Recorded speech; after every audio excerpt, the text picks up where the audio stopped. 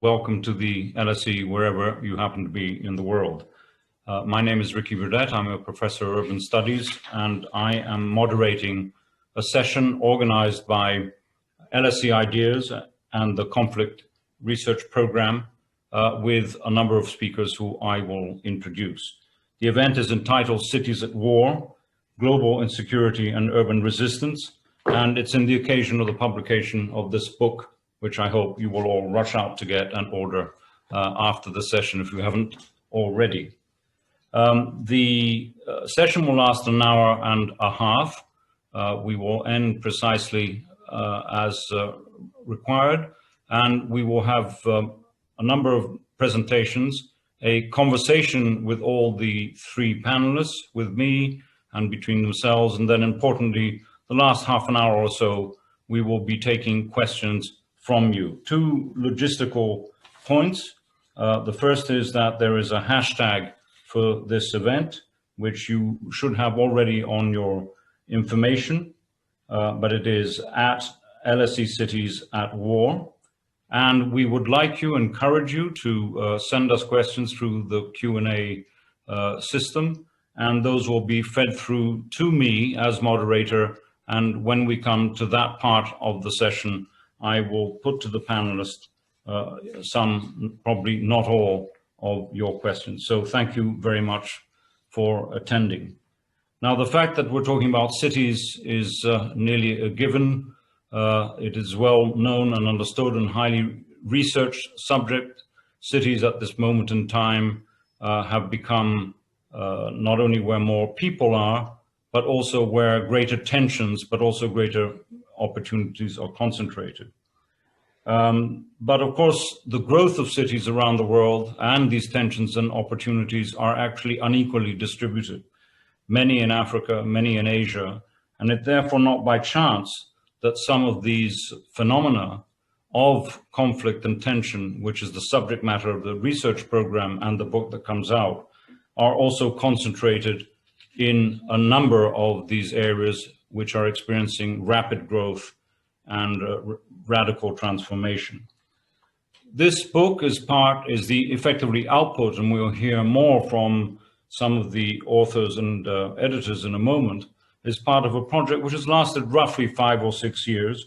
It has been based at the LSE for that period of time as part of really an ongoing project that Mary Kaldor has been leading and investigating around the notion of security in transition.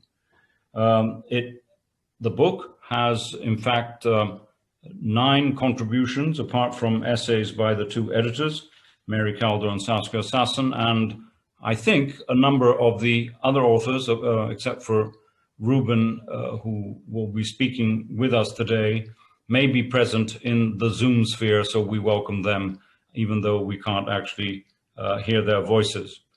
The book includes case studies, as I've said, in fact, 9 cities from around the world. And if one wants to try and summarize this book, it's from yogurt to tactical urbanism. That sort of weird sentence, which I've just said, will be clarified in a moment. But it's all about trying to understand the dynamics of cities, urban capabilities, as the 2 editors call it, and how that reflects itself in the dynamics of survival and of being an individual who lives at the heart of these cities in transition and conflict. The 2 editors of the book and the 2 first individuals I will ask to speak are well known to many of this audience, and of course, in many ways have created the fields which are being celebrated in this book. Mary Kaldor has been at the LSE for a number of years, and even the words of global governance or the notion of civil society are very much authored by her, and not just part of the research program she leads, but the language that is now very much common parlance and have influenced states and nations in the way they think and the way they do things. And that's an important part of this project. Saskia Sassen, in very similar ways, a parallel but different trajectory, has been a student of cities and how cities are interconnected in terms of networks of people, ideas, and information, more recently has become focused and interested in the notion of expulsions, of extractions, and how cities change and create inequalities, and particularly how cities themselves have a voice and speak back. And Ruben Andersson, who is a professor of social anthropology at Oxford, will explain in a moment some of his ideas and interests around the notions of borders, of mapping inequalities and patterns of violence in cities. So we have two of the editors, one of the contributors to the case study, the authors, and a series of ideas to talk around. So I'd like to start, by asking Mary to, in a way, summarize a little bit the project, if you may, and perhaps even the structure of the book, and then to the core ideas that have led you to investigate cities at war. And can I ask you to unmute before you speak, please? Okay, thank you very much, Ricky, for that introduction. What I thought I'd do was to start with yogurt and why it's relevant. The book starts with a story from Syria. To be precise, from eastern Ghouta, which is a suburb of Damascus, which was under siege for much of the war and probably suffered more than almost anywhere else. People were literally starving, and it's where the chemical warfare attacks in 2013 took place. In eastern Ghouta, there is a dairy farm that produces a large part of the milk products, including yogurt, for the city of Damascus. And at the beginning of the war, the dairy farmer made a deal with the Syrian government that they would not bomb his farm, and in exchange, he would continue to supply yogurt to the whole of Damascus. And so actually what happened was that his farm became a safe haven for people fleeing violence, for displaced people. And in the book, we use this as a metaphor. We call it the yogurt run. And we use it as a metaphor for a tiny opening in ongoing violence that offers some possibility of change. And that's in a way what we mean by urban capabilities. I'm going to give you one more example of this. It's actually not from the book, but it's an example I'm very fond of, and it's also from Syria. It's from Aleppo. So Aleppo was divided between a government part, an Islamist part controlled by Jabhat al-Nusra, and then an ISIS part. And the government controlled the supply of electricity. The main water installation was in the part held by Jabhat al-Nusra, and ISIS controlled the supply of diesel oil.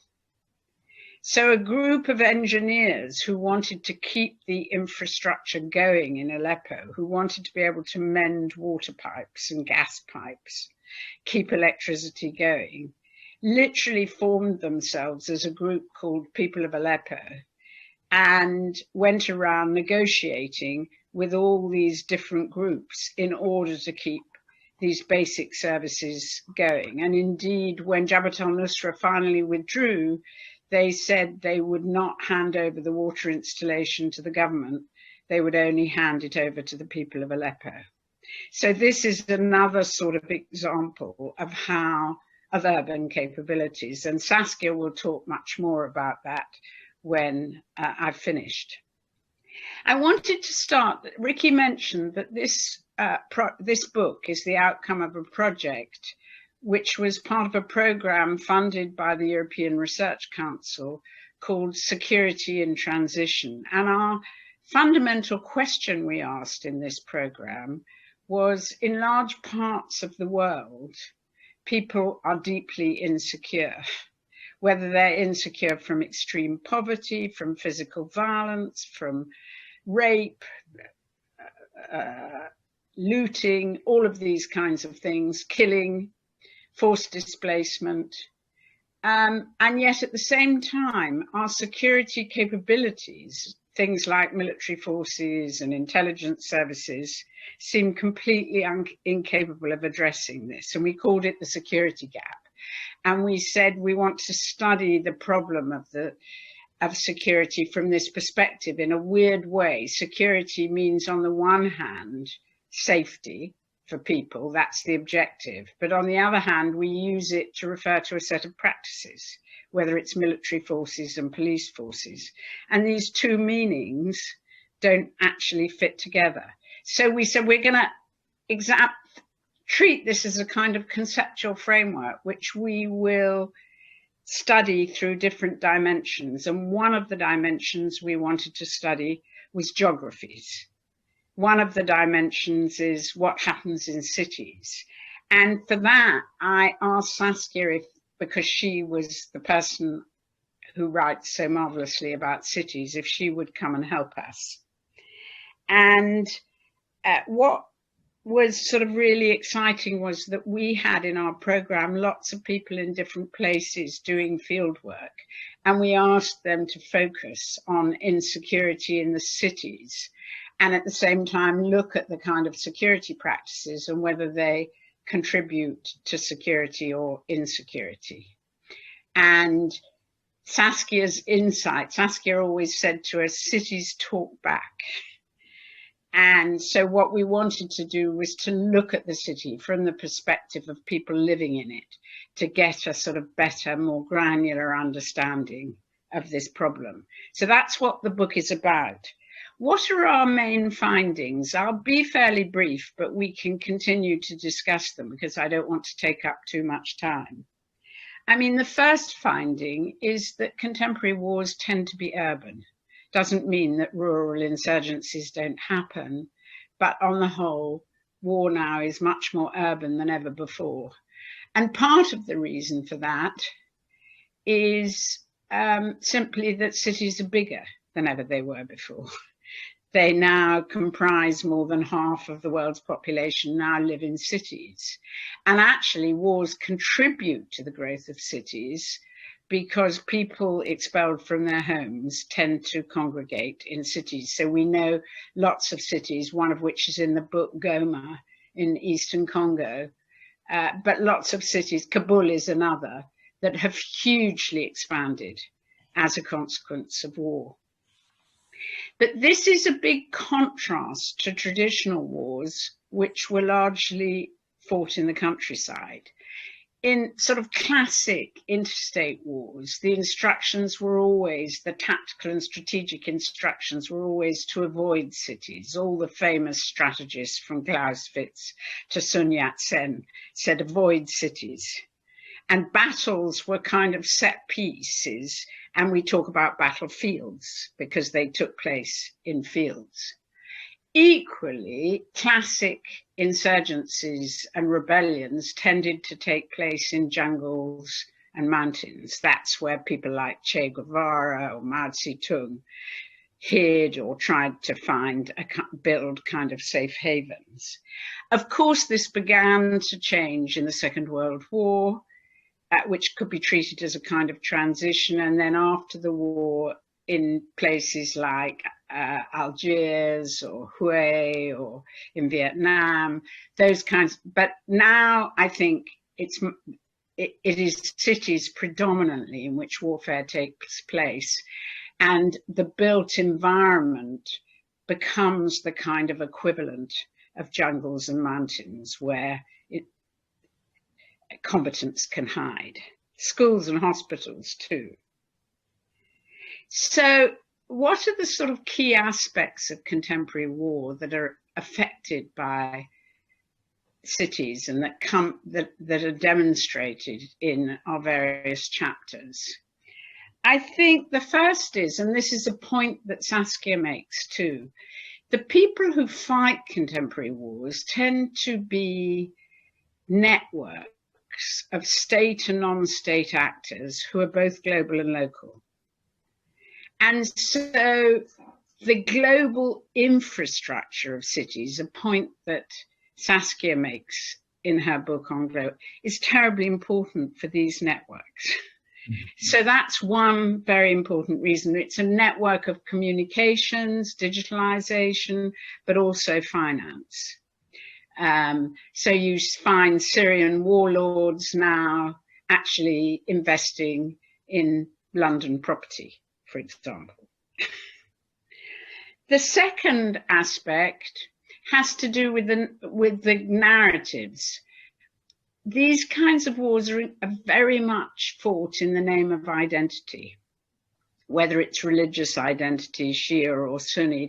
This may not be the cause of war, but they get to be framed. That's how the networks identify themselves. And in fact, identities get entrenched by war. Once you've started to kill somebody in the name of identity, then the sort of polarization that maybe didn't exist before does exist now. So it might be Shia or Sunni, it might be national Serb or Croat, and so on.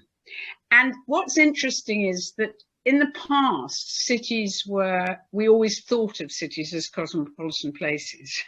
We thought of cities where people come together. But what has happened, perhaps as a both cause and consequence of war, as cities become huge, we get an increasing degree of ghettoization, and different groups congregate in different areas and they become home. And so rural immigrants, find that they're, that they can find help and support from their local identity groups, and that gets kind of entrenched in cities and exacerbated by war, where they find protection. A third point is that contemporary wars are directed against civilians. Most of the violence is against civilians rather than between warring groups, and sometimes that means deliberate attacks. Partly because you don't know the difference between civilians and combatants. When the Russians and Americans bomb schools and hospitals, they say it's because there are civilians there, there are combatants there, but who knows whether there are combatants or not. And, some authors refer to contemporary wars actually as herbicide, because there are attacks against the very fabric of the city. And finally, there's an issue of how contemporary wars are financed, that actually, unlike traditional wars, which were financed by taxation, they're increasingly financed by the informal economy, which is to do with looting, pillage, criminalization, and all of these things. And again, these sorts of activities happen in the cities. So one set of findings is obviously just about the fact that wars are more urban than they were in the past. A second set of findings has to do with the way that these kinds of wars are overlaid by global security institutions, global security interventions. And one of the things that came out of our security and transition research program was the idea that we could talk about security cultures as ways of doing security practices in which somehow objectives and practices are linked. And I just, for the purpose of today, I just want to mention two. One is the war on terror, which is essentially the war of the manhunt. It's a war against individual terrorists. And the security forces involved are special forces, private security contractors, drones, airstrikes. That's one kind of security practice, but another one is what we're calling the liberal peace, which is what the UN does. The huge growth of multilateral operations in all conflict zones, which involve NGOs, different UN agencies, peacekeepers, and so on. These conglomerations or assemblages, using Saskia's language, of international assemblages. And they operate in very different ways. They're supposed to be stabilizing. They aren't necessarily, and we could talk about why not.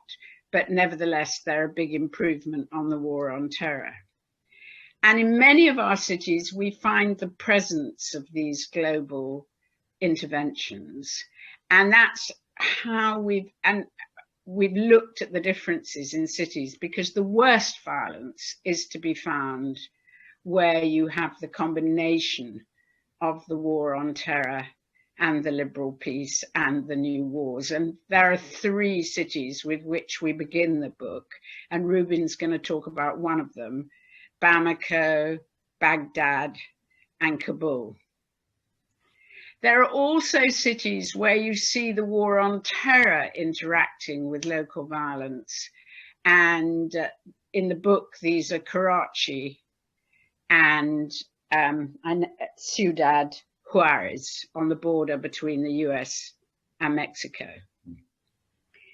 And then we have one city where it's only the liberal presence, which is really fascinating, which is Goma in Eastern Congo, which has become a sort of safe haven, not only for armed groups, but also for refugees and displaced people.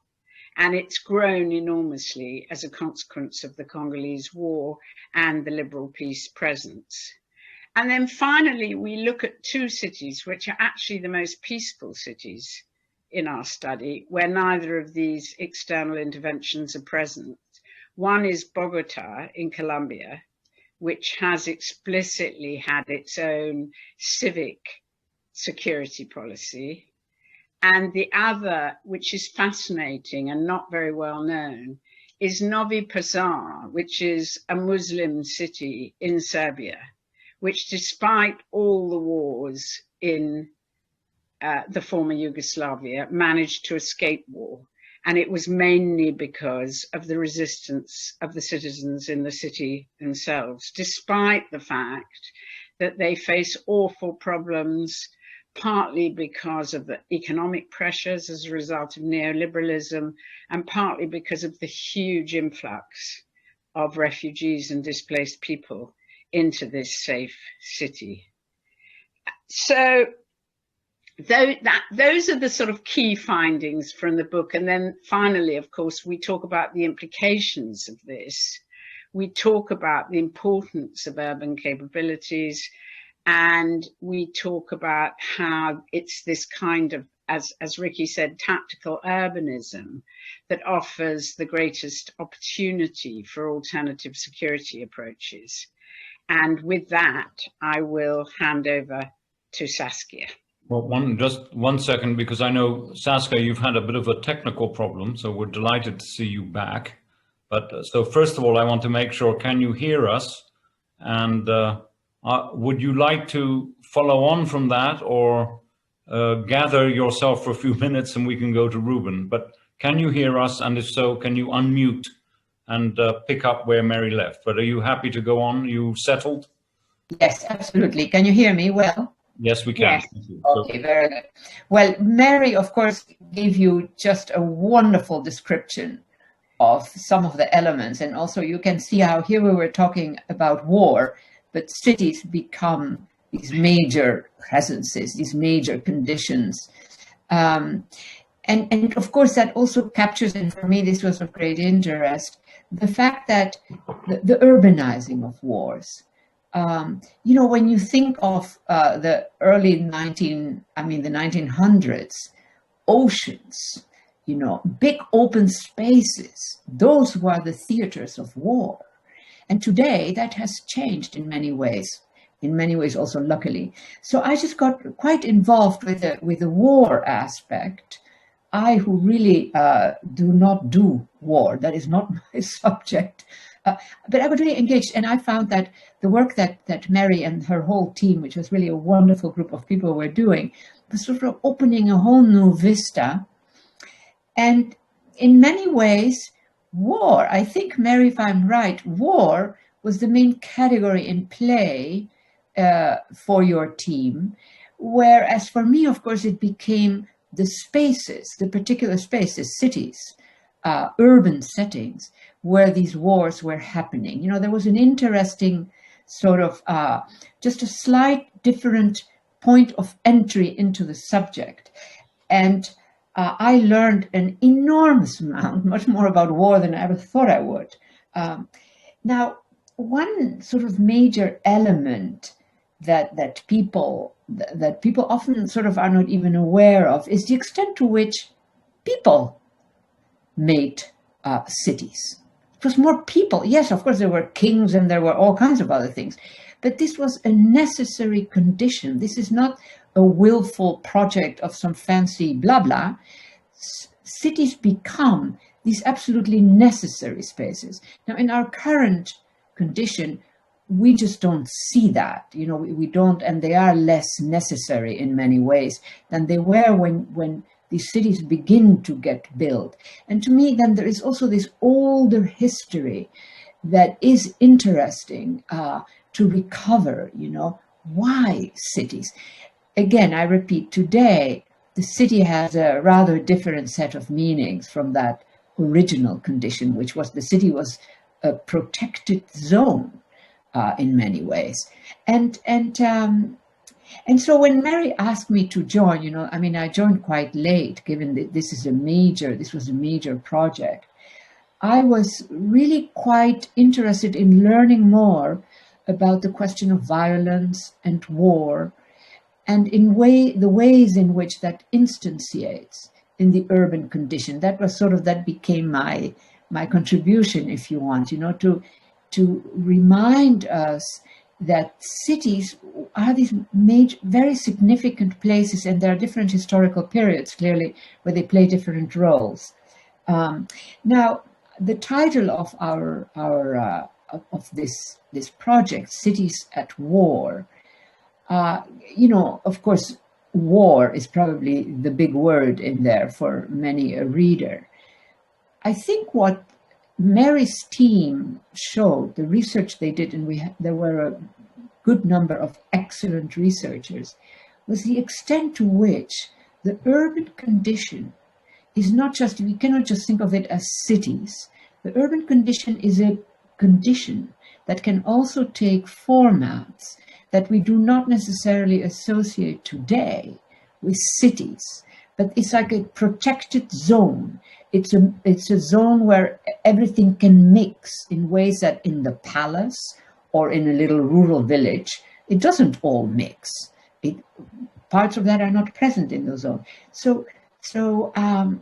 And then, of course, finally, this whole notion of cities and war. I mean, the typical urbanist does not quite, except if you are describing, say, you know, destroyed cities in history.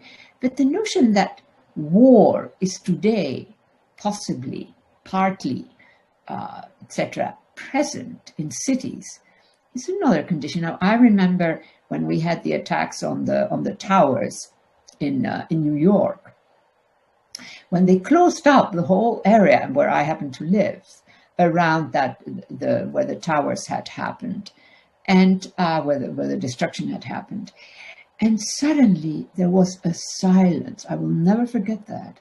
Silence, and we would run into other people, of course, and all the sounds of the city were gone because no cars were allowed in this particular big zone around where the towers were.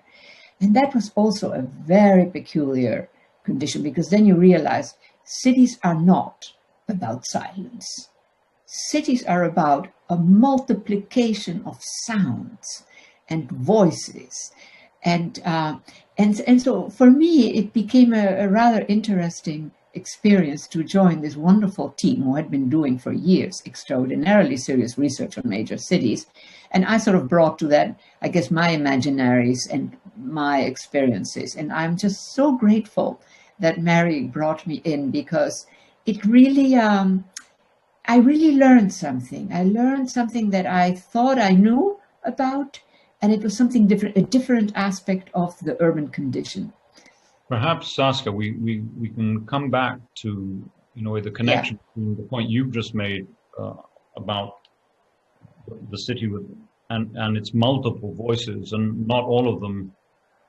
Saskia, are you still speaking? Yeah, no, I'm not. Oh, you didn't hear me? No, I think we just lost the last few seconds, but. Oh, okay. No, I'm done. Okay. The point I was making is that I think it would be useful maybe to come back in a moment and link what you were just saying about the notion of the city having voice or multiple voices, many of them not apparent to the eye, and the notion of urban capabilities, because I think you have a very sort of multi-leveled interpretation of what that means. But before that, I would like to turn to, as Mary said, to one of the authors, Ruben Andersson. In fact, I understand Ruben a bit more than an author. I think you played also quite an important role in putting this project together, even in your time at the LSE as a research fellow. I was on the sidelines, if nothing else. But it would be interesting if you could talk a little bit about some of the issues that you raise in your chapter about Mali. You look at the capital city and the way it's been, inverted commas, invaded by interveners, by, in this case, UN agencies and others, and the impact that has had on cohesion or non-cohesion, in fact, with local communities, exactly those they're supposedly there to help and assist. So perhaps you could talk about that. And for me, as a urbanist, your fascinating reflections on the notion of mapping or remapping zones of violence and conflict. Well, thank you, Ricky, and Mary and Saskia, of course, for making this session happen. And special thanks to, of course, Mary and Saskia, the editors of this wonderful book. I hope we can see some of our colleagues in some shape or form, either during the event or perhaps some way after it. But we had a wonderful team working on this, and I think already from your comments, Mary and Saskia, we're getting a very strong sense here of the particular contribution of this book, understanding cities at war, the role of cities in wider security landscapes, if you will. So I came to this project just by way of background from another project of my own, looking at those wider security landscapes. I was very much interested at the time, working with Mary at LSE, in considering the mapping of global danger, if you will, the global high-risk red zones and the green zones, how they rubbed up against one another, who played a role in that kind of mapping of the world of military aid and border intervention. How was that distance maintained between the red zone and the green zone through borders, bunkers, remote controls, drones, and so on? And how can we understand those changes, that mapping, on a very granular level, on a very ethnographic level, in everyday interventions, including in cities, of course, the walls of bunkers, the gates of UN compounds, the technologies used to monitor distant areas of military intervention, and the division of labor between headquartered expats in the field and those on the front line bearing the brunt of the violence and insecurity, who were often local or regional, and in my case in Mali, African aid worker keepers. So that's where I came to this project, looking at the conflict in Mali in West Africa and the wider Sahel region, which has clearly become a spotlight for many interveners in recent years, Western and European interveners in particular, also as regards migration and bordering, as well as counter-terror. So I visited Bamako in 2014 for this project, feeding into this book.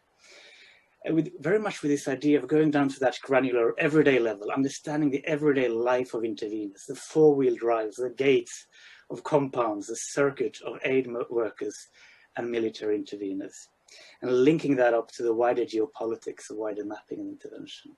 And what I think this project really brought to the fore for me, and I think for the other contributors to this book, is really that mid-range scale there that I certainly was somehow missing, between that granular everyday and the geopolitical, the urban scale, the city and how the city itself, in a way, as Saskia puts it, speaks back to these interventions, these ways of trying to change its fabric and its role in conflicts and wider security landscapes. So I think the project really contributed, and this book really shows that, how by thinking about that scale of the urban bring that urban map into the picture, alongside the geopolitical one perhaps, really may change our view, our lens on these conflicts and these insecurities.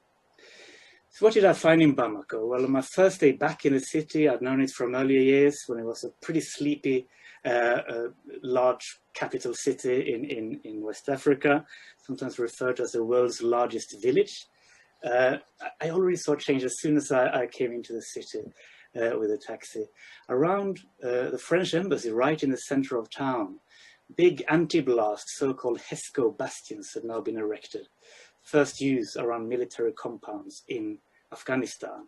Big sand-filled boxes essentially jutting out onto the road, pushing local drivers out of the way, and really giving a whole different military flavor to this urban landscape of markets and trafficked streets. A few further roads down the block, if you will, was a UN peacekeeping mission, MINUSMA, which had set up shop in a big five-star hotel, at least five-star on paper, where a tank pointed out towards the road, big bollards blocked the passage, and a line of UN four-wheel drives, sort of shielded cocoons of the international interveners, the liberal peace interveners, as Mary calls them. Again, blocking the traffic of locals and lending that whole different flavor to the urban landscape of Mali. I saw the same with NGOs, who had maps on their walls showing all of Mali essentially a red zone. Only daytime streets within the capital were areas where you could go. Everything else was a no-go zone, essentially. And everyone was withdrawing into their cocoon, their bunker, whether they were aid workers, border officials, counter-terror operatives, peacekeepers. They were all holed up in Bamako headquarters, and all of them were trying to intervene at a distance of what's happening up in northern Mali, very far away from the capital, where conflict was playing out among jihadist groups, insurgents, and international interveners and Malian forces. So Bamako, in a way, is an odd one out in this book, because he wasn't the site of conflict per se. In fact, it was precisely because it was seen as relatively risk-free that all the international interveners had set up shop there, drawing in a sense on the urban capabilities of Bamako. To do so, as we heard already, there's a benefit here to the infrastructure of cities in how interveners locate their interventions in the geographies, in the specific landscape, in this case of Mali, but similarly so in many other countries. And intervening then at a distance was something very different was going on. The violence, the insecurity haunting the north and eventually the central part of the vast territory of Mali. But what I saw within the city was, on the one hand, a distancing between those interveners and local life, and on the other hand, a rapprochement among the interveners themselves. So let me just say a couple of words about that, and then I conclude. So the bunkers and the various risk-averse operations of the interveners had really put them at one remove from local life. And this was a striking difference to me to earlier years, when development aid officials had come into Mali. The expat scene, if you will, of the capital was very different. People were interacting across those social divides, locals and intervener or expat, what have you. Now, with these new templates of intervention, these security bollards and barriers, these risk protocols and bunkers, we're really putting a huge distance between the local world and the world of intervention, as if a second layer of the urban geography had been superimposed upon the city that I knew from earlier visits and that locals knew and still kept on using. On the other hand, interveners themselves were increasingly moving through the same circuit. The distance was shrinking between aid workers, humanitarians, border officials, counter-terror operatives, peacekeepers. A very curious and perhaps dangerous mixing of these different fields on the nighttime circuit of Bamako, behind those closed walls of restaurants and bars, which tragically were also to become sites of attacks in the years after I left on the interveners. So it was a city of risk here, if you will, superimposed on the everyday city of Bamako, through which interveners were drawing on the capabilities, if you will, of the infrastructures and capabilities of Bamako to stage this distanced intervention in the north of the country. But on the other hand, there were also those everyday capabilities that Saskia and Mary bring out so well, including in the introduction to the book. Everyday life was ongoing. Malian locals, citizens of Bamako, had been taking in internally displaced, as we heard also from Mary, to their homes, to their compounds, to their courtyards, often not even necessarily along ethnic or identitarian lines. There was a clear civic and urban capability here within the city and within Mali as a whole that was still very much in play, and that you saw every day just walking around the streets of Bamako, or catching the shared so-called Sotrama vans that kept plying the central markets. There were also capabilities in another sense in which the city spoke back through protests against international presence, with locals staging loud political protests in front of those bastions and bollards of the UN and the French embassy, saying that they did not want this kind of intervention on their territory, this kind of distanced security intervention that protesters were saying were not serving the people of Mali. So the very geography of security and risk that had been superimposed on Mali also became the stage for a counter movement, another way for the city to speak back. And perhaps there are some good lessons here for thinking through how the city, that mid-range scale, if you will, that certainly in my work, this book really helps bring to the fore, and I think for other authors as well, can help us both analytically and in terms of perhaps practical political ways forward, of thinking through the civic city, the civic dimensions through which some of these security and insecurity landscapes can be changed fundamentally. Ruben, thank you for that. I mean, what is clear just from the level of detail that Ruben has just been describing in the case of Mali, and this comes out from other chapters in the book, for example, the following one on Kabul raises sort of similar issues where the same set of people interact completely differently in different ways. And I think that's one of the big lessons that comes out. There's not one dimensional way of reading cities. I mean, the point you just made very briefly, Ruben, of let's call it the local communities actually welcoming and hosting the displaced people, families. There's a detail of a family squatting for over 12 months and being completely accommodated, while you turn on the same street and you find these pieces of fencing which came from Kabul, which actually doesn't make that connection possible. I found that powerful, and I found it in many of the essays coming through at that level of, as we say, granular detail. I mean, Saskia, just going back, as Ruben has just mentioned there, that is evidence of urban capabilities in the way I think that you would understand them. And I think maybe also with Mary, what's the distinction, if any, between urban and civic capabilities? Because the term is used often. Maybe it's exchanged freely, but why don't we start with you, Saskia, on the urban capabilities and then to Mary.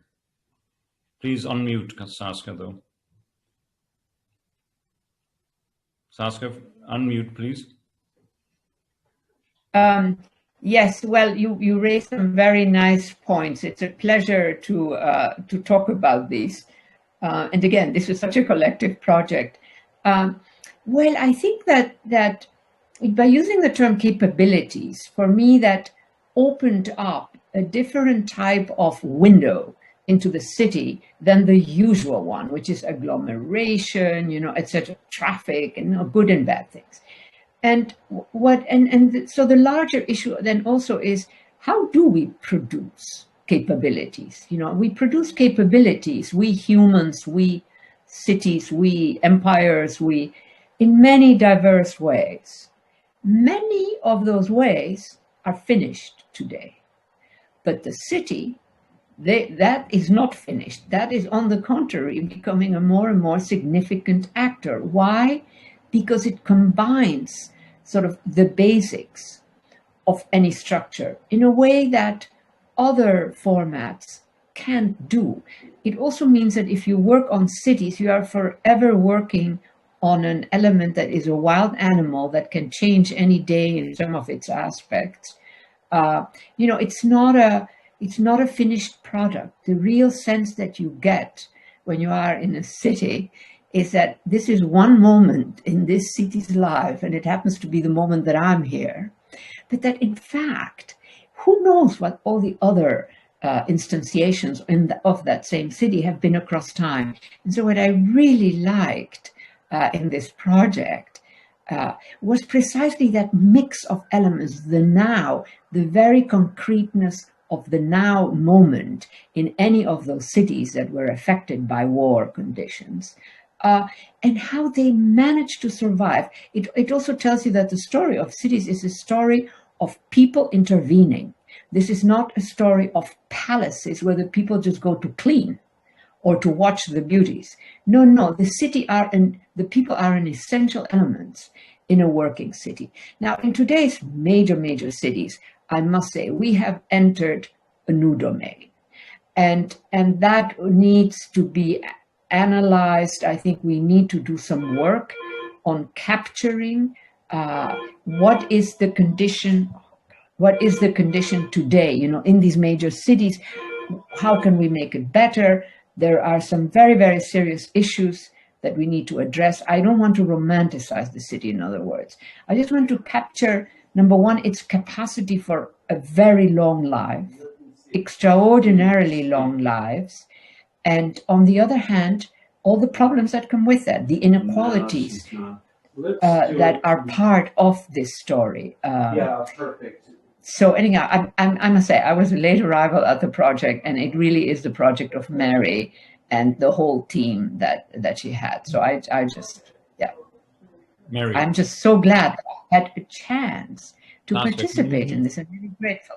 Well, Saskia says she's a late arrival, but honestly, Urban Capabilities was her idea, and she was inspirational for all of us.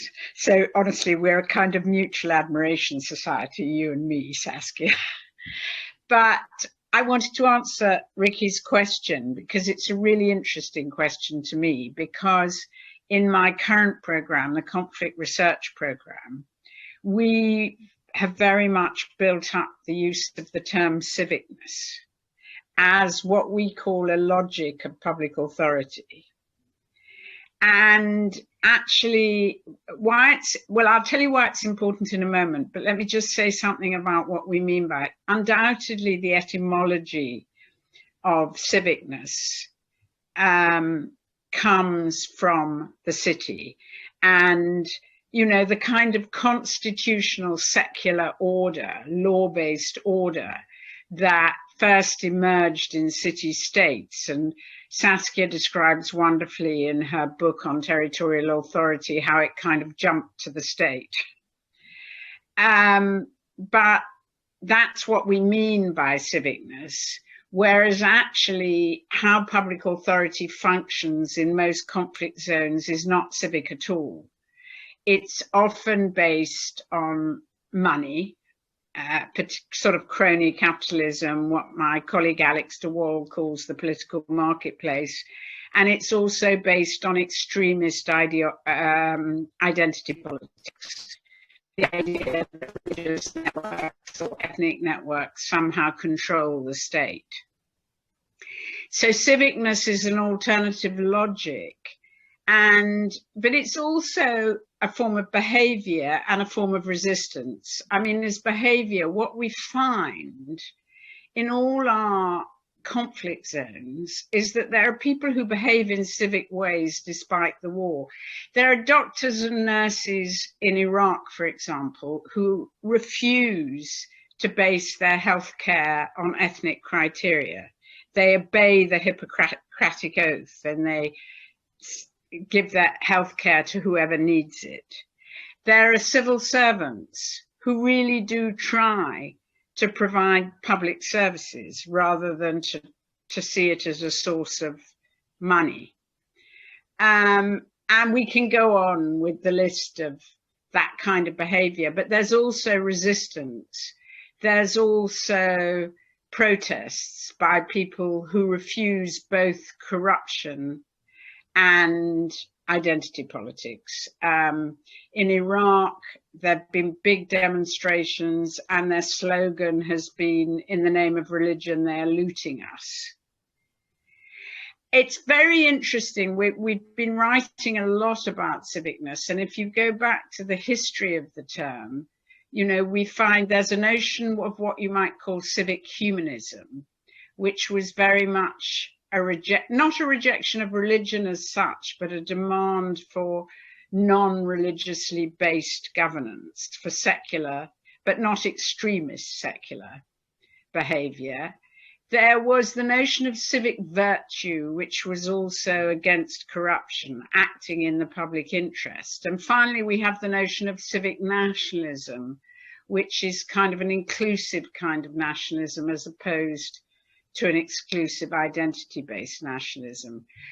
So we find the term very useful, and it is similar to urban capabilities, although it's not necessarily confined to the city, because it's a way of trying to explain to policymakers, and policymakers tend to think civil society is a good thing and we should give them money and we should support NGOs, but they don't realize that civicness is the only way out of conflict. It's the only way out of violence, and therefore civic actors need to be their partners if what they're interested in is conflict stabilization. They may not be. They may be interested in making money, or they may be interested in geopolitics, as is the case for, you know, Russian or Iranian or American intervention in Syria.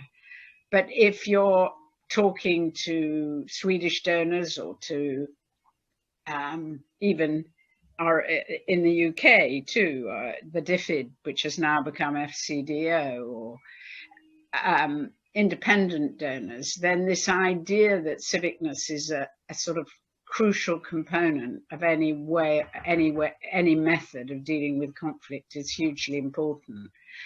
One other issue, because I've talked rather at length, I mean, one of the things that really struck me in Saskia's work was her argument that cities are the level at which you address global problems, you know, whether it's climate change or other big issues. And that could not be more true in the case of war. Again, what we find in all our work is one of the fascinating aspects of contemporary wars is the prevalence of local peace agreements.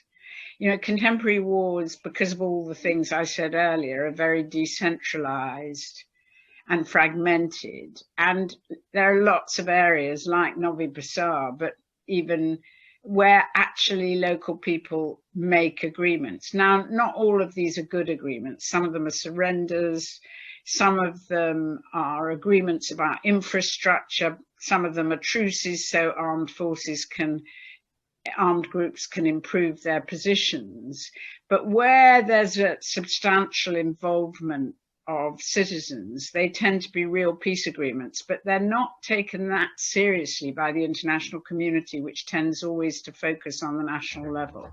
And of course, we have examples, particularly from Colombia, like Medellin and Bogota, where, if you like, civic peace projects involving policing, involving urban improvements have been hugely important as a way of reducing violence.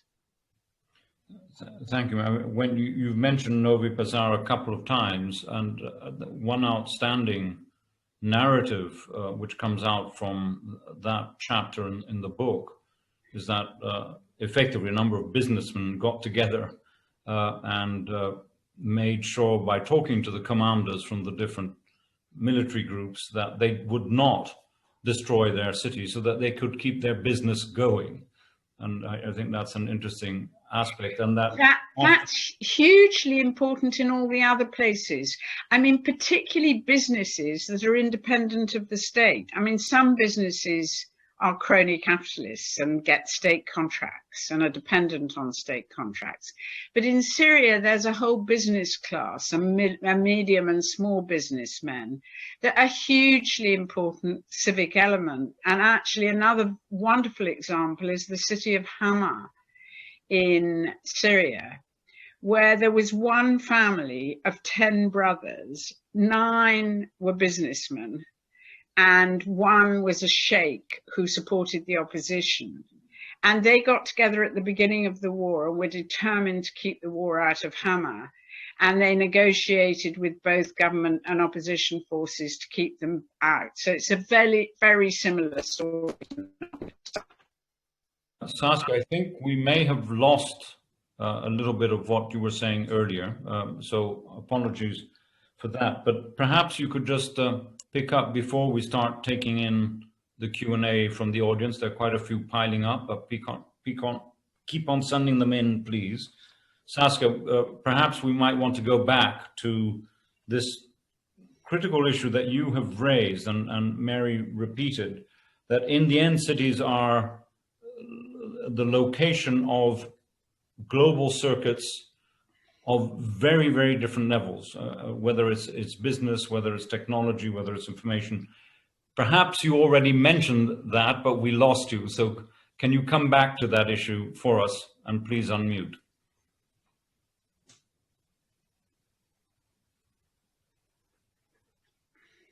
So Saskia, I hope you can hear me. Yeah, okay. Can you hear me now? Yes. Right. So when we think about it, most of what we make, what we build up, what we construct, etc., intersects in one way or another with elements that are best produced, designed, imagined, proposed, fought for in complex spaces. And cities are sort of the queen of the domain when it comes to complex mixed spaces. Now, that does not mean that many cities really are very quiet and very, very reassuring domains where not much happens, where boredom is the name of the game, really. And that is also part of, I think, the human condition, that we want to be left alone, we want tranquility, we want the familiar. So I have mostly focused on major cities, which are really powerhouses, where a lot of the innovations in one moment or another of the production of those innovations happens in cities. They need the mix of intelligences. They need the mix of tools, instruments that can be available in a city. So a city is a really interesting condition when you think about it in those terms. It's not just people like to live in cities or people need to live in cities. It's that it is a site for innovations where you can test your innovations very easily with other parties to see whether everything is going fine.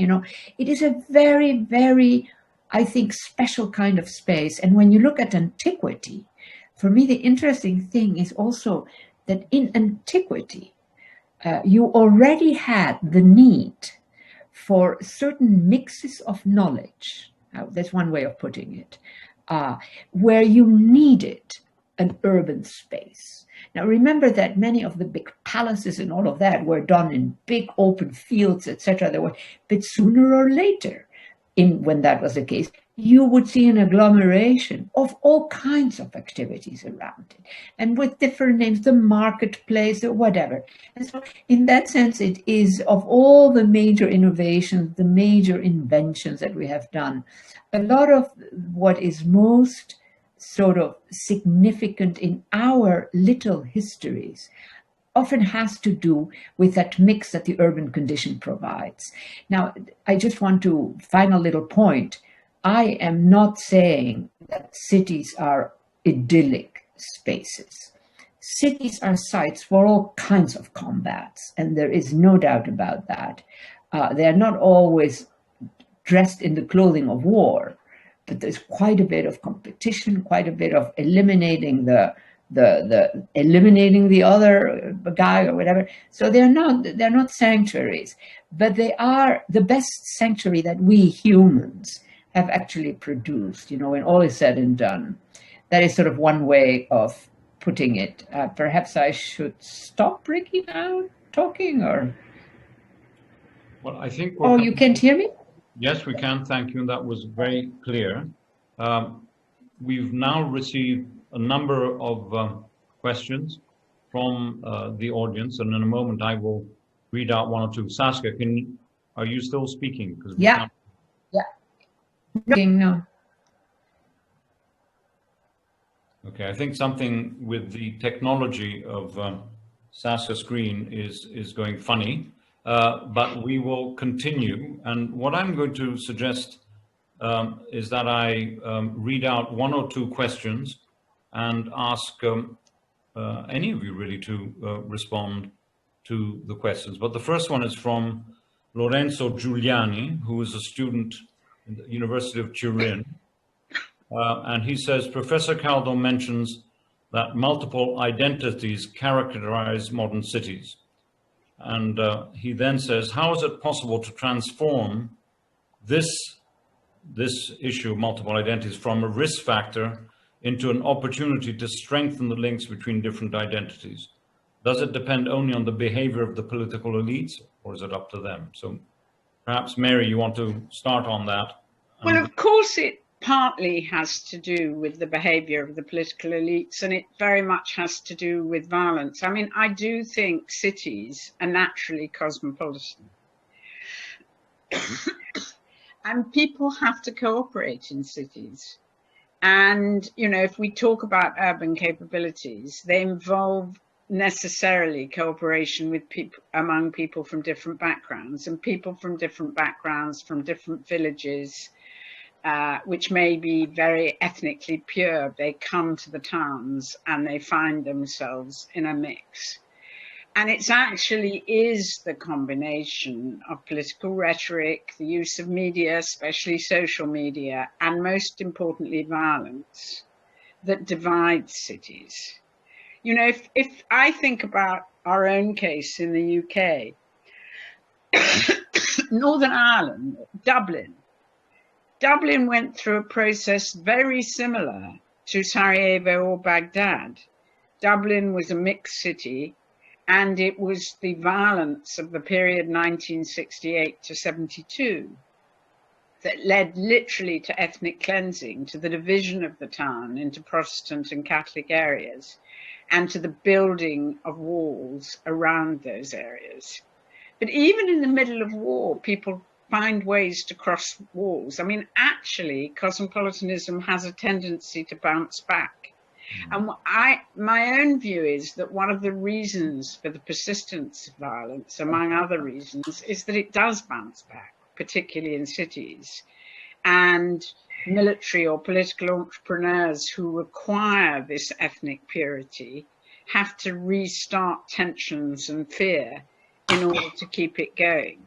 And on that point, Mary, there's a question which really follows on from that, which maybe you, Ruben, may want to respond, and it's from Anna Sikuraki, who wants to ask whether cities like Kabul that have changed dramatically by constant warfare will ever go back to their previous state. I mean, what you just said about Dublin and change there is something which I think is relevant, but also, Ruben, you were also alluding to the Kabul infrastructure sort of brought into the cities that you've studied. Do you want to perhaps respond to this question of can cities ever go back?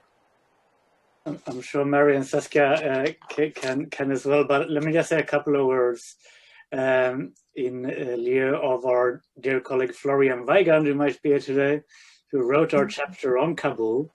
And it would be very interesting to have Florian's view in this conversation. Kabul clearly has gone much further than Bamako down this road of militarization, security compounds, and escalating violence at the same time than Bamako has, that I looked at in Mali. I sometimes fear using the word, but I think there's a certain resilience to that urban fabric that certainly we could see in Mali and in Bamako. I can very well imagine 10 years from now, the city bouncing back to some version of its previous shape in a way that superimposition of a world of security and intervention could one day disappear, and we would see something quite else entirely. But I think perhaps Kabul is a rather more difficult nut to crack. And I think the example Mary brought in from from Belfast perhaps, or other cities that have come back, or at least shifted shape over time, provide perhaps clearer indications of where that might go in different directions, depending on each urban and historical context in which these conflicts play out. Mary, do you just want to also reflect on that before I pass this? Yes, I mean, I think the cities will never go back to what they were like before because of the huge agglomeration of new people. But whether in the end the division between the green zone and the red zone, you know, will disappear, I think that is entirely possible. I mean, we can imagine these are known as endless wars, forever wars, and the international presence stays for years and years and years. But, and that may be the case.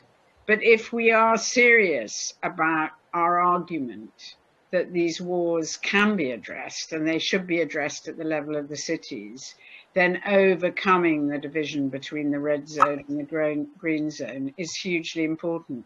You know, one of the things and I know Ruben thinks this, but one of the things that struck me when Ruben was talking was the weird thing nowadays is that professional soldiers are the most risk-averse people. They're the people who get the most protection. They're protected in their enclaves, while ordinary people are in the streets of Kabul, vulnerable to bombs, being splashed by mud by the soldiers who go along in armored cars. I mean, it's a very weird, upside-down world we're living in. If you look at the numbers of deaths in wars, it's the regular soldiers who suffer the least. I think the last comments not reflect a very important issue of scale, and I think point you've just made, Mary, is these cities are changing not just in terms of their infrastructure and the violence imposed on different constituencies, but literally scale. Some of them are growing, and Saskia, of course, has both mentioned this here and written about it, that not only are they growing, but they're growing asymmetrically, they're growing unequally. And one of the questions, which is from Aldi, from the Charles University in Prague, asks a question to you, Saskia, or relates to the point that you've made, that cities are constantly changing organisms, and that this is the same for both formal and informal economies of these cities. And the question is, will stronger, more rigid laws and regulations on informal hotpoints kill, as he says it, these war incentives without even being born? So I don't know whether... Right. Should I? Yeah. Yeah. Can you hear me? Yes. Yes. Yes. Well, I think that, I mean, I do think, thinking now of Latin America, where I grew up, we have cities that are monsters. The ones who suffer are not the rich who live in the center. The ones who suffer are the workers who have to travel for 2 hours to get to the city. So there is a kind of a privileged function in play in these types of cities, which is not seen as such. The rich experience their cities as wonderful spaces. They have zero complaints. What they leave out, they don't even think about it, because I have tested some of these people, is that, but you realize that your worker had to travel for 2 hours coming in if the traffic was good, and etc., and then 2 hours going back, and they have families. You know, it's like, oh, they hadn't even thought about it. That struck me. In other words, when you are comfortable in a city, you really know how to enjoy what it gives you.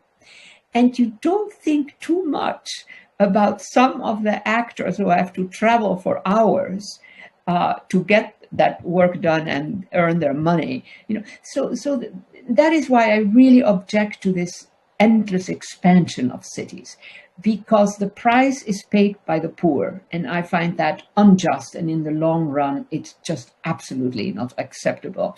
We need to build more cities. When I mention this to people generally, when I say, you know what, we need to build more cities, they look at me stunned. The idea we're going to build cities, it's like that belongs to the past. We don't think today very much, except maybe in some parts of the world, we don't think very much about building new cities. We just don't. Or they are private cities, which are barely cities. So that to me is also an interesting point of this current moment, that people are waking up to the possibility, you know what? We need to build more cities rather than keep expanding these cities endlessly. The only winners of that big expansion of cities are those the privileged, like ourselves, who live in very good parts of the city. But in principle, we really need to build more cities, urgently in some cases. If I, as chair, am allowed to just interject. Yes, you are. It's fine to build more cities, but not like we're building them now. No, that's the other point. Yes. Absolutely right. I completely agree. But there are certain innovations that are happening where the cities are, the concepts are the good concepts, but not the way we have done it, right? So just moving away from the urban a little bit and back to some of the points that Mary had made before. There's a question from Lucy Smith, who is a student in migration studies at Oxford. And she wants to hear a bit more about the issue of civic engagement. She said she'd be interested in learning more about your thoughts on the conditions of success for military intervention in contemporary warfare. In other words, what leads to a peaceful resolution or post-conflict capacity building? Well, first of all, I wonder whether we should call it military intervention. Mm-hmm. I mean, I think international intervention is inevitable. And the question is, what kind of intervention? Are we talking about classic military intervention of the kind that is happening now in Syria by numerous countries? Actually, at the last count, I made it 75. Are we talking about peacekeeping intervention, which is sort of the liberal peace intervention? Are we talking about civic interventions? Are we talking about links among civil society? So I think we need to have intervention, but the question is what kind of intervention? And it seems to me that civic intervention is what we need. It doesn't necessarily mean that there wouldn't be any element of force. We might need policing, and it might be quite robust policing. But the issue really is about what it would do, what would be the aim. And the aim would be not to attack enemies, but to create safe spaces where civilians can be safe. And not only create safe spaces, but actually do more than create safe spaces. I mean, one interesting innovation in one of our sites is the civilian protection sites in South Sudan, where people rushed into the UN compounds when fighting started, and the UN, instead of expelling them, said they could stay. And there are now these protection of civilian sites all over in South Sudan, but they're quite difficult, dangerous places. The question is, what do you do inside these sites? How do you establish legitimate forms of economic activity, for example? How do you establish forms of justice that is hugely important? So these are all forms of civic intervention. On the issue of civic engagement, I think what's really interesting is that we find civic activities everywhere in conflict zones, but where you do get international civic engagement, it turns out you really can make a difference. I mean, one of the studies in our current program is of the civil society room at the International Peace Talks of the United Nations, which is an innovation by the United Nations. And the significance of this is partly to do with the political process and the role of citizens, but that's rather minor. The significance of this is that it's helped to legitimize the role of civic groups on the ground. And it's also helped to make links. I mean, because these people come to Geneva for the talks, they meet the Red Cross or they meet other international agencies, and they can say, well, we need your, this really happened, by the way, we need your presence in a particular place because it's about to be under attack. And just the international presence can create a form of protection. So when we're thinking about how to deal with conflicts of the type we've been talking about, we tend to think either military intervention on one side or another, or we tend to think of top-down peace talks. A lot of it is somehow intervening in the ecosystem of conflict, trying to create larger and larger spaces where people can live normal lives. And this, of course, is where urban capabilities kick in. Exactly. So it's sort of building on urban capabilities, which we find everywhere, but realizing they're the solution, not just something that's helpful. Yeah. Now, Saskia, I think you used the phrase right at the beginning about that in the end, cities create spaces, the necessary spaces for survival. Yeah. Maybe even Yes, spaces, and yeah, spaces of refuge, but not negative spaces. By the way, one of the comments from Tbilisi a little bit is telling all of you off, saying, sort of saying, look, come on, guys. It seems that cities that look like peaceful places, actually, there's a lot of war actually happening under the surface. In other words, one thing is what is apparent to the eye, and another thing is what is actually happening there. And, it's also a fundamentally political issue. This is from George and Tbilisi. But Saskia, perhaps you might want to link some of the comments. Yeah. Right. Well, for one, cities are highly imperfect conditions in many, many ways. The inequality, the injustice, the poor who are neglected, etc., etc. We can just say that. Secondly, cities probably are, those who gain the most of it are those types of powerful actors, whether enterprises, political leaders, etc., etc., who can really benefit and just do what they really want to do. Then there is the third element. The third element is a vast number of people, and I'm now thinking especially about these huge cities, in Brazil, for instance, or in various parts of Africa and India, vast cities. Those cities are merely to the advantage of the privileged, because the rest pays a very high price for the jobs that they do, for the travels that they do, for the enormous, lack of sleep. I mean, that is like a major issue in a lot of these countries. So my push has long been, we need to build more cities. The rich are not necessarily going to be interested in that project. They have what they need. It is the masses, the growing masses across the world of very low-income people who can barely make a living, and then on top of that have to sacrifice their bodies, one could say, not let alone their families. So we must confront that. And my question is, and Ricky, maybe you have an answer for that, why aren't we building more cities? I mean, we're building in certain rich areas of the world. We know that, right? The Emirates, etc. We're building cities there. But why in a rich country like the United States, like, these big Latin American also countries, why are we not building cities? Why do we expand existing cities rather than build new cities? That is a question that I would really want to pursue. We're not going to get into that. What? All has to do with who owns the land. No.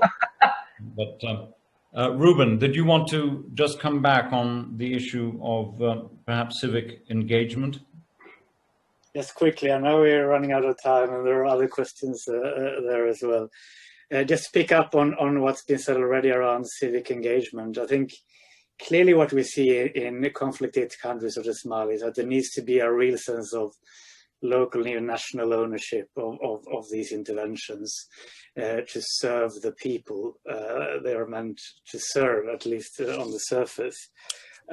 Sadly, what we're seeing, and certainly what I saw in Bamako, was that rather we end up with a set of, as Mary was saying as well, a set of different objectives, different sets of interventions that often have very little to do with, in this case, Malian objectives. Maybe about halting onward migration towards Europe. It may be about risks of terror attacks in Western countries, rather than local needs and understandings of the conflict and its historical dimensions. So that ownership is really important to think. I think in the book, certainly the case of Bogota starts to look at that for us. Colombia being a site of war on drugs and a version of the war on terror. And where there's been also a degree of pushback against that. And I think there are cases in the book, perhaps not Bamako, but certainly other ones, where we see some of that pushback and that very deep civic engagement, perhaps changing things over the long run. So I think I'll probably end it there. Let me just put forward one last question, and then we can begin to wrap up. We have 8 minutes left. And this is a question which in a way does go back to perhaps, Mary, what you were even saying at the beginning, that, we're looking at cities, we're not looking at camps in many ways. Because the question from Miruna Chiura, who's at the University of Bucharest, has a question for all of you. Says, we may consider migrant camps, such as the one in Lesbos, as city-like urban organisms. Can their remote character and enclosed, scrutinized nature be considered not war as such, but a hostility or a city under siege of sorts? Interesting. Well, I would say yes. Go ahead. Absolutely. And, that's one of the features of contemporary wars. Cities contain green zones where the internationals live relatively normal lives, closely protected. But they include all kinds of zones. They include displacement camps, where the displacement people are all rather like in Lesbos, and they include detention centers where prisoners are kept. And there are all sorts of places in the city where criminalization is rife. I mean, just going back to the question from David of Tbilisi, of course, don't get us wrong. We're talking about cities at war. We're talking about very violent cities, which are crisscrossed, not only by political violence, but by criminal violence. But we're talking about little openings in those cities. We're talking about how do you solve the problems of those. And that's why maybe we are emphasizing the non-violent aspect of cities. But yes, I think those kind of enclosed spaces are something you find in war zones. And I also think one of the points about contemporary wars is that, the difference between criminal and political violence is hugely blurred. Those that carry out war are usually violating not only international humanitarian law, but human rights law. So they're war criminals, but they're also involved in the sort of thing we regularly consider crime: drug smuggling, smuggling of antiquities, smuggling of diamonds, or whatever. So looting, pillaging. So all of these crimes are involved. And of course, there are large parts of the world which are equally, if not more violent, particularly in Latin America, where we would not describe what was going on as a war. We call them drug wars, for example. But the level of violence, the level of deaths in places like Venezuela or Mexico is just as high as in Kabul or Baghdad, actually. I think, Ruben, you make this very point that in Mali, one of the complexities about the nature of warfare, particularly for the interveners, so to speak, is that they don't know who they're fighting against, and that some of the key actors may change sides suddenly and unexpectedly, And I think you make the point that actually the opposition, whatever fragmented as it is more like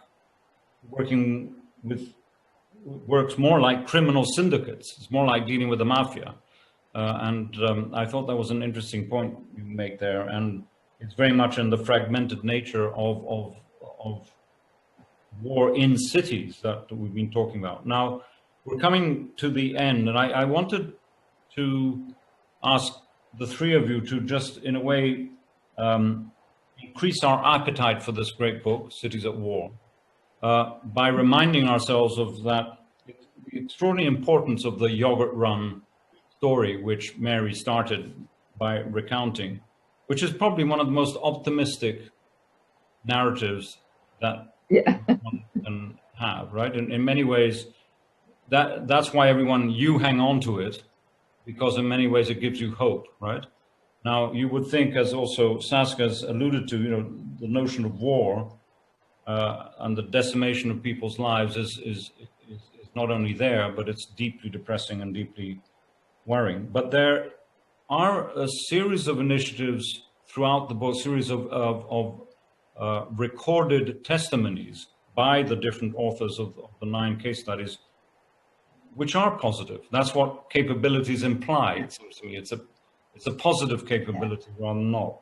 And I just wondered whether in these last literary closing minutes, if any of you, either of you or three of you, want to, in a way, remind us of one of these narratives, which is as powerful as the yogurt run, so to speak. But literally, you've got 30 seconds each before I wind up. Ruben, I'm going to start with you, because I'm sure you've got one already. Okay. You're putting me on the spot here. I'm trying to scramble through my memory. I might not have a great anecdote right now, but what I'm thinking of perhaps is not just the city in itself, a specific city, but relations between cities. We see this, and of course Saskia has also looked at this, and Mary, how in other fields as well, from climate change to migration politics, cities, whether individually or together, urban authorities have often led the way and pushed back against certain state-level policies. So I think also not losing track of that wider political dimensions to cities is very important in that picture. And I'll certainly be sure to find that good anecdote. No, but okay, that's very helpful. But Saskia, for example, whether it's an anecdote or a concept that you come away with as positive. I mean, I don't want to feed the lines. That would be the wrong thing to any of you. But the mere fact that you go from yogurt run and end up with tactical urbanism seems to be a very positive gesture. You don't have to wait for mayors or governors, usually corrupt, to impose from above the wrong thing. So, Saskia, just 30 seconds on your takeaway. Yeah. So one way of thinking about cities, and I'm talking now about cities that may be reasonably sized, not the huge, endless cities. It seems to me that, number one, it is really an important opportunity for people who live in the city, whatever, for the food they have, for the jobs they can have, for what they can give to their children, etc., etc. So there is a shared interest in having cities. This is a very important point. Now, we all know that there are people who hate cities and they're leaving for small towns, etc. Well, that is, I think that's second point. That is an important issue. I think our cities should not simply keep expanding. That is only to the advantage of the rich, comfortable classes. It is not to the advantage of a lot of the low-income people who have these long trips. I'm going to have to stop you at number 2. Mary. Okay. Takeaway. Well, I just thought of 2 examples of what I think is tactical urbanism. One was when I went to Medellin. Saskia was talking about how poor people had to spend 2 hours getting to the center of town. One of the things that the mayor of Medellin introduced to change that was a funicular. So people could go in the sky on a 20-minute trip and avoid those 2 hours trying to get into the city, which was a hugely important peace initiative. And one of the things I found so fascinating was that while you're in the funicular, people have done wall paintings. So it is almost like a sort of film. You see one after the other, showing military guys taking off their uniforms and doing the washing up. And then my other example comes from Barcelona. I once asked Narcis Serra, who's known to Ricky and Saskia, about how he dealt with criminalization in the city. And he said what was really important was creating open spaces, creating parks and open spaces. So those are the kinds of security measures that we're talking about when we talk about tactical urbanism. Yeah, we're going to end our conversation here. We've run out of time. We've had a very attentive and careful audience, and thank you, all of you, for being part of this discussion and for sending in your questions and hopefully receiving some of the answers to those questions. This is the book. Even better. Let's see whether we can get it there. There we go. Last thing to say is to thank not just the speakers and the organizers, but LSE Ideas, I want to repeat, hosted the event. The book is published by Columbia University Press, and there are many people there to obviously thank for having made it possible. The European Research Council funded the project at the outset under Mary's outfit at the LSE. And clearly, we want to end by not only thanking all the authors, the case studies in the book, Ruben being one of them, but the 2 editors and 2 of our 3 panelists, Mary and Saskia. Thank you very much. Thank you. Thank you, Ricky.